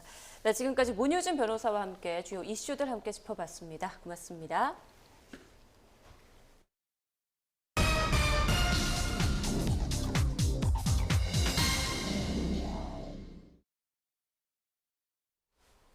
네, 오늘 전국이 맑은 가운데 심한 더위도 주춤하는 모습입니다. 네, 내일부터는 장마 전선이 다시 북상하면서 제주도부터 장맛비가 내릴 전망인데요. 자세한 날씨 기상캐스터 연결해서 알아봅니다. 고은재 캐스터. 네, 서대문 홍제폭포에 나와 있습니다. 네, 시원하게 폭포수가 떨어져서 그런지 그곳에 휴식을 취하는 시민들이 많아 보이네요. 오늘 심하게 덥진 않죠? 네, 오늘 폭염 수준의 더위는 주춤하고 있습니다. 현재 서울 기온이 27도로 예년 수준인데요. 특히 이곳에서는 시원하게 떨어지는 도심 폭포수가 체감온도를 떨어뜨리고 있어서 더욱더 더위가 쉬어가고 있습니다. 오후가 되면서 더욱더 많은 시민들도 이곳 폭포를 찾아서 즐거운 한때를 보내고 있습니다. 네, 오늘은 이렇게 맑은 날씨인데 내일부터 다시 장맛비가 내린다고요? 네, 현재 제주 남부 해상에 머물고 있는 정체전선은 내일 다시 북상하겠습니다. 내일 제주도를 시작으로 모레에는 그 밖에 남부지방에도 장맛비를 뿌리겠는데요. 다가오는 주말에는 서울 등 중부지방에도 올여름서 장마가 시작될 전망입니다. 본격적으로 전국이 장마철에 접어드는 만큼 호우 대비 철저히 해주셔야겠습니다. 오늘 전국이 맑은 가운데 폭염 수준의 더위는 주춤하고 있습니다. 오전까지 남해안 지역에 잔류하던 황사도 모두 해소돼서 대기질도 양호한데요. 현재 제주도에 오락가락 이어지고 있는 비는 오늘 늦은 오후에 잦아들겠습니다. 강원 영동 북부에는 밤 한때 대기 불안정으로 소나기가 지날 수 있겠습니다. 내일은 잠시 물러났던 정체전선이 다시 북상해서 새벽부터 제주도에 비를 뿌리겠습니다. 늦은 밤이면 전남 남해안에도 비가 시작되겠고요. 모레는 그 밖에 남부지방으로도 장맛비가 확대하겠습니다. 제주도에는 모레까지 최고 150mm 이상의 호우가 요란하게 쏟아지겠고요. 남해안에도 많게는 60mm의 비가 예상됩니다.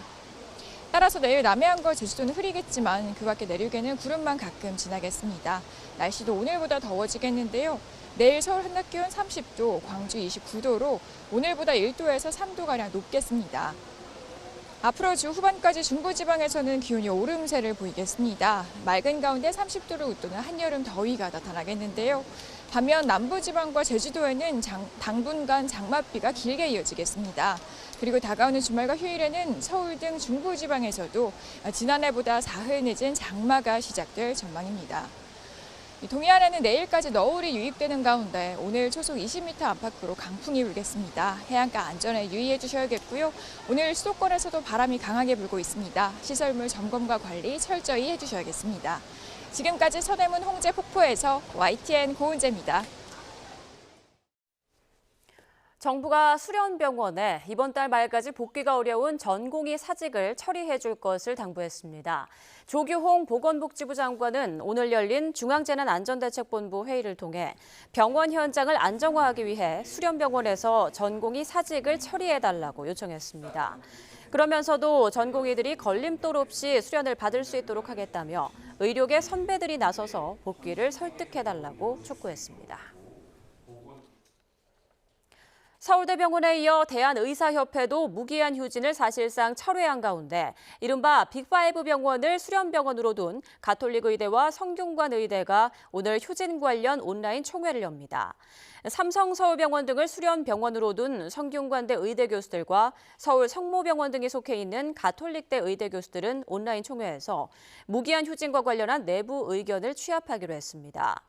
앞서 세브란스 병원은 모레 27일, 서울 아산병원은 다음 달 4일 각각 휴진을 예고한 가운데 다른 병원들의 결정에 관심이 쏠리고 있습니다. 2층에 있던 52명 가운데 30여 명 정도는 창문으로 일부가 뛰어내리기도 했습니다. 20여 명이 미처 빠져나오지 못한 겁니다. 또 다른 탈북민 단체가 쌀이 든 페트병을 북한 쪽으로 방류했습니다.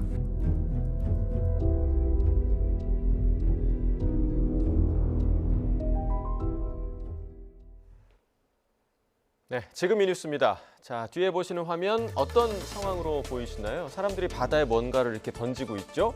자세히 보면 뭔가가 들어있는 묵직한 페트병입니다. 이 탈북민 단체 큰샘이 강화도에서 북쪽으로 향하는 조류에 맞춰서 페트병 200개를 방류한 건데요. 자, 이 페트병에는 뭐가 들어있었을까요? 자, 여기 보시는 것처럼 일단 쌀이 대부분의 무게를 차지하고 있고요. 1달러 지폐, 구충제, 그리고 USB 등이 담겼습니다. USB에는 찬송가 파일, 그리고 북한 주민들이 좋아하는 한국 드라마 파일 등이 담겨 있는 것으로 전해졌습니다. 자, 북을 향해서 대북전단 풍선을 날리는 자유북한 운동도 최근 또다시 파주에서 대북전단 30만 장을 풍선에 날려 보냈습니다. 자, 이처럼 대한민국이 북한 주민들을 사랑한다라는 내용의 전단이 들어있고요. 마찬가지로 1달러 지폐, 그리고 한국 드라마와 노래가 담긴 USB도 함께 북쪽으로 날아갔습니다. 자, 이에 대한 대응이었을까요? 아마 어젯밤에 이 문자 받으신 분들 많으시죠? 어젯밤부터 북한 350여의 오물풍선을 살포해서 이 가운데 100여 개가 경기 북부와 서울 등 우리 측에 떨어진 것으로 전해졌습니다. 앞서 최근에 우리 영토로 넘어온 오물풍선 안에 있던 내용물에 대한 분석 결과가 발표되기도 했는데요. 자, 일정한 크기로 잘린 종이와 천, 또 각종 페트병 등이 담겨 있었고요. 양말과 티셔츠 같은 각종 생활 쓰레기도 발견됐는데 여러 번 꿰맨 흔적도 있어서 북한의 열악한 경제 상황을 보여주고 있다라고 통일부는 분석했습니다. 또 인근에서 나온 것으로 추정되는 기생충도 있었는데 비위생적인 생활 환경을 보여주는 것으로 분석됐습니다. 자, 어제 제주에서는요, 아찔한 일이 있었습니다. 초등학생 자매가 20m 높이 시설물에 고립된 건데요. 어떤 상황이었는지 영상 함께 보시겠습니다. 자, 나무보다 훨씬 높은 시설물에 사람이 매달려 있습니다. 자전거를 매달고 반대편으로 이동하는 제주의 한 관광 체험 시설물인데요. 보시는 것처럼 이동하지 않고 그대로 공중에서 멈춰버린 겁니다. 이 시설에 타고 있던 사람은 11살, 9살 초등학생 자매였는데요. 50분이나 이 상태로 매달려 있었으니 공포감이 상당했겠죠. 신고를 받고 출동한 119 구조대, 사고 발생 50분 후에 이 자매를 구조해서 보호자에게 인계했습니다. 다행히 이들 자매는 부상을 입진 않았지만 관광 체험을 공포 체험으로 만든 정확한 경위가 밝혀져야 할 것으로 보입니다. 자, 23명의 사망자가 발생한 화성 리튬 배터리 공장 화재 사고. 앞서 들으신 것처럼 23명 가운데 5명이 한국인, 그리고 나머지 18명은 외국인 일용직 근로자였던 것으로 전해졌죠. 마지막 실종자의 시신이 오늘 수습되기도 했습니다. 이 사망자 가운데 공장 건물 2층에서 가장 먼저 발견되고 신원이 특정된 한국인 50대 노동자 A씨. 세 남매를 둔 아버지로 막내는 고등학생인 것으로 알려졌는데요. 갑작스런 남편의 사망 소식에 A씨의 아내는 장례식장에 주저앉아 오열한 것으로 전해졌습니다. 또 장례식장에는 중국 국적의 남성이 아리셀 공장에서 일하는 사촌 누나 2명이 연락이 안 된다며 찾아왔다가 발길을 돌리는 일도 있었는데 아직 신원 확인이 되지 않았기 때문이었습니다. 자, 오늘 오전 1명의 신원이 추가로 확인되긴 했지만 대부분 불에 심하게 타서 시신 훼손 정도가 심해 신원 확인이 상당히 어려운 상태인 것으로 전해집니다. 알아보지 못할 상태일지라도 시신이라도 찾기를 원하는 가족들의 애타는 마음, 안타까움을 자아내고 있습니다. 지금 이 뉴스였습니다. 음주운전을 하다가 지구대 담벼락을 들이받은 남성이 경찰에 붙잡혔습니다. 50대 남성 A씨는 어젯밤 11시 반쯤 경기 고양시 주교동에서 술을 마시고 운전하다 원당 지구대 담벼락을 들이받은 혐의를 받습니다. A씨의 혈중 알코올 농도는 면허 취소 수준인 것으로 측정됐습니다. 그룹 뉴진스 멤버들을 흉기로 공격하겠다는 글이 온라인 커뮤니티에 올라와 팬들이 잇따라 경찰에 신고했습니다. 어제 오후 한 인터넷 커뮤니티 게시판에 뉴진스가 콘서트를 열면 쓰려고 샀다라는 글과 함께 흉기 사진이 올라왔습니다. 뉴진스가 내일과 모레 일본에서의 대규모 팬미팅을 앞둔 만큼 팬들 사이 불안감이 확산했습니다.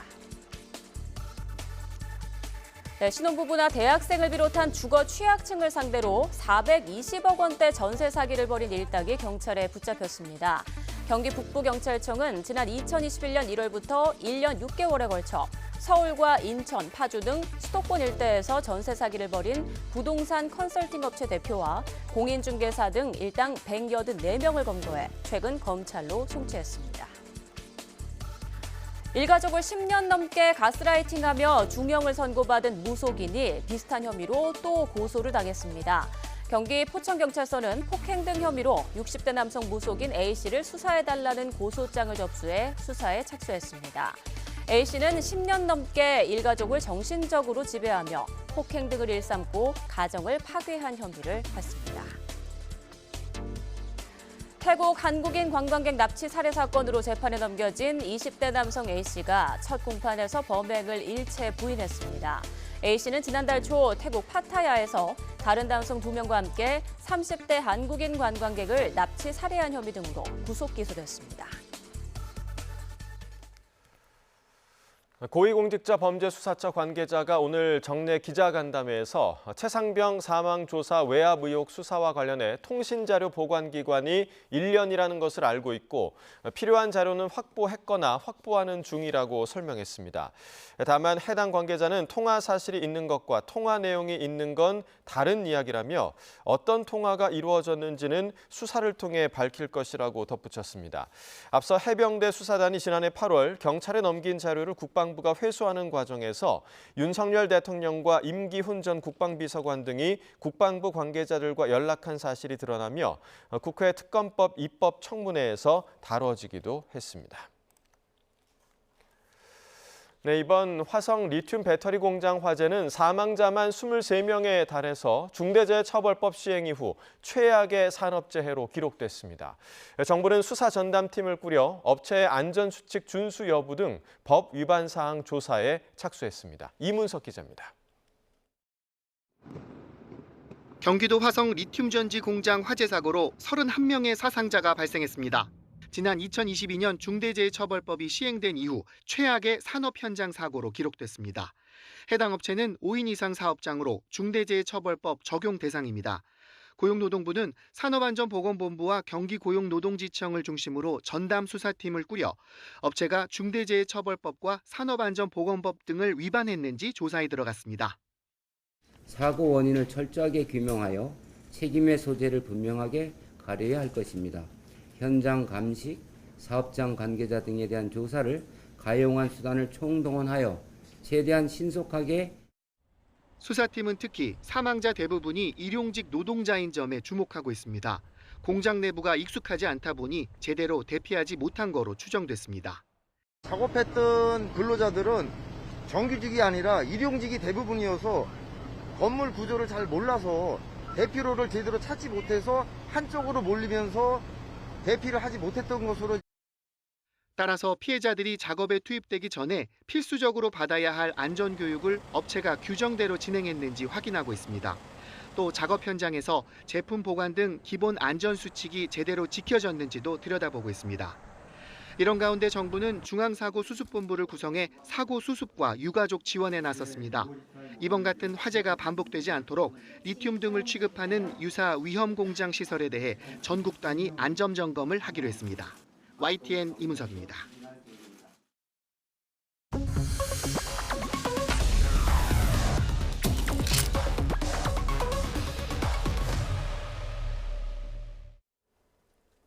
지금의 뉴스입니다. 정장 차림에 넥타이까지 한 중년 남성이 현란한 셔플 댄스를 선보이고 있습니다. 네, 주머니에 손을 넣은 채 여기저기에서 발재간을 부리는데요.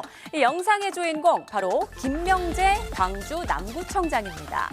새로 개통한 푸른길 브릿지를 홍보하기 위해서 남구청장이 이 영상을 직접 기획해서 찍고 SNS에 올렸다고 하는데요. 반응이 폭발적입니다.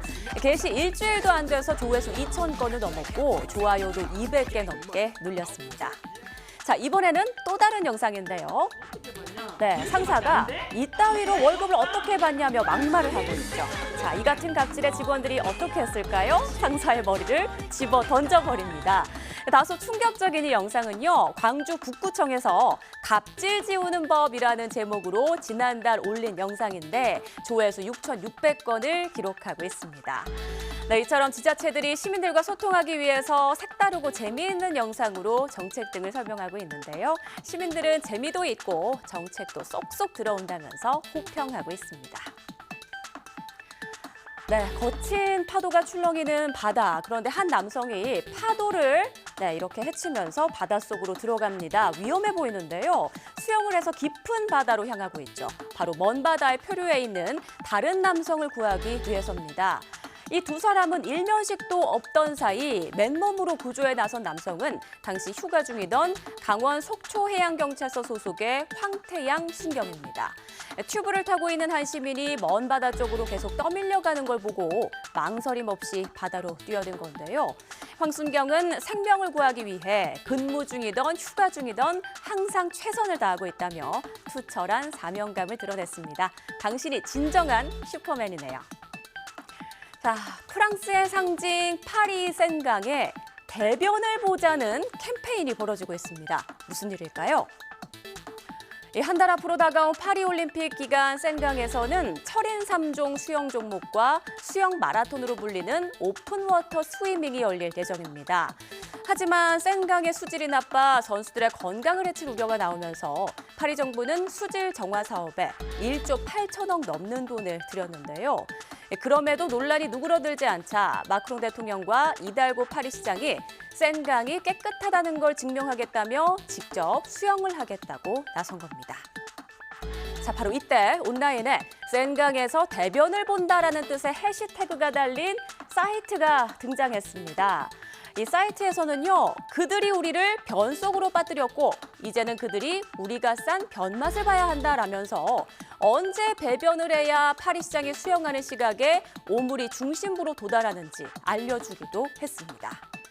자, 이 사이트를 만든 프로그래머는 정부와 파리시가 올림픽에만 신경 쓰느라 다른 사회 문제는 외면했다고 지적했는데요. 이 밖에도 올림픽 개최를 달가워하는 파리 시민들의 목소리가 잇따르고 있습니다. 일부는 SNS를 통해 치솟는 물가와 테러 우려를 들며 올림픽 보이콧 운동을 벌이기도 했습니다. 안방 손님들이 거부하고 있는 파리올림픽. 세계인들의 축제가 성공적으로 치러질 수 있을지 우려가 커지는 이유입니다. 지금이 뉴스였습니다.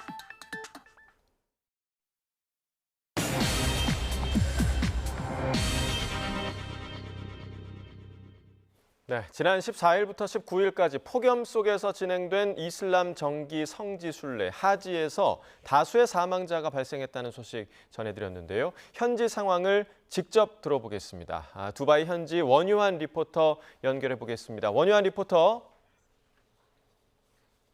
네, 안녕하세요. 네, 원유한입니다. 안녕하십니까. 네, 자, 우선 성지 순례 하지는 이제 다 끝난 겁니까? 네, 원래 올해 하지가 매년 이슬람력 둘째 주인 12월 7일부터 10일까지 진행이 되는데요. 그래서 올해는 이슬람력을 따르기 때문에 14일부터 19일까지 했고 이미 끝난 지 한 일주일 정도 지났습니다. 예, 자, 끝이 났지만 뭐 아직도 현지에 혹시 순례객들이 많이 있습니까?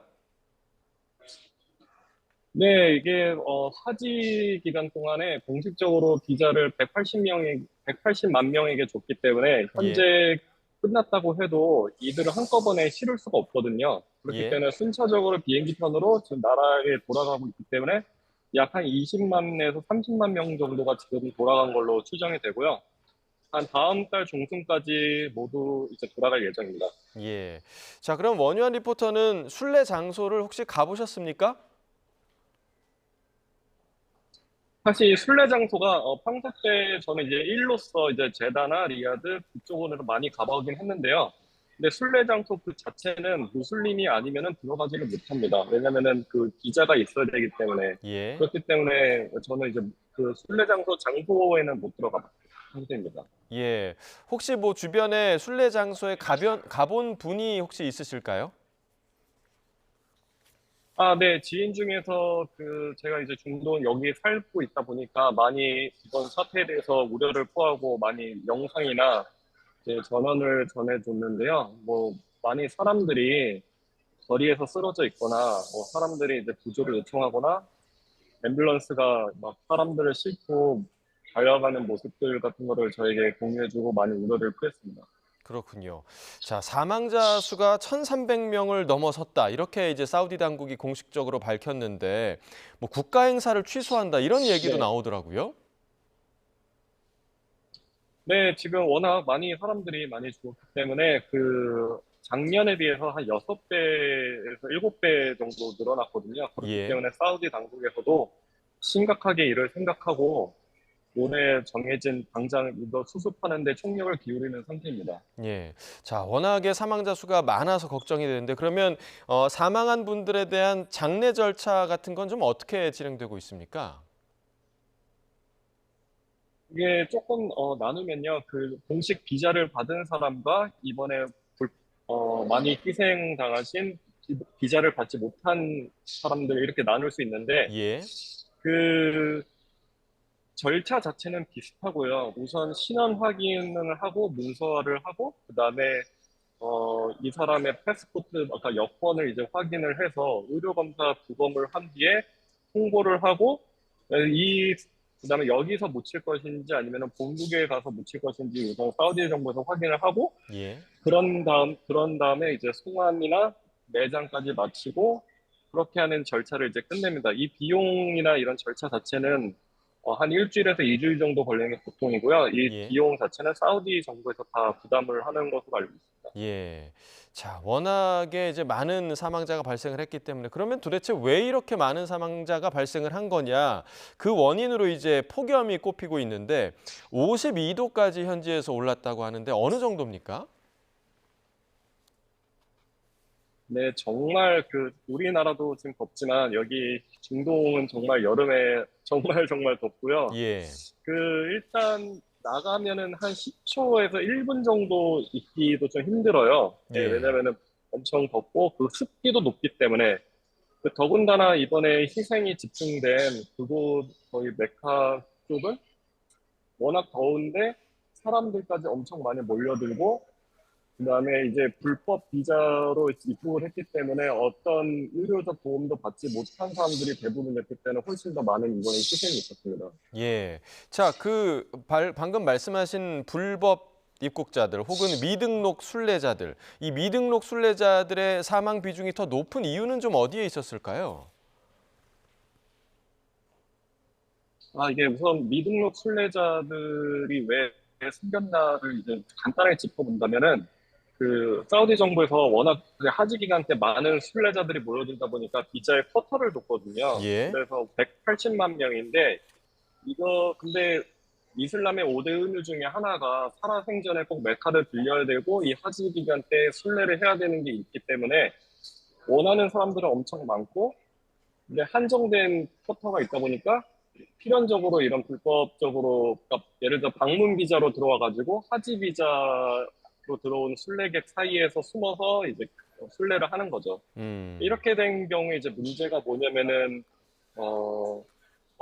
우선 사우디 공식 통계에 잡히지 않으니까 어떤 이제 의료적 도움이나 문제가 생겼을 때 이런 도움을 받지 못하고요.